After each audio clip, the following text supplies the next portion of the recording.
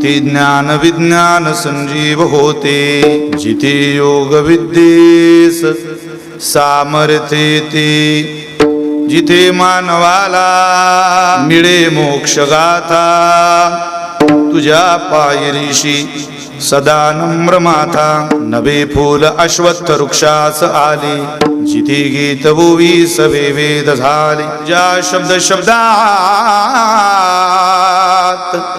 सायुज्यनाथा, तुझ्या पायरीशी सदा नम्र माथा.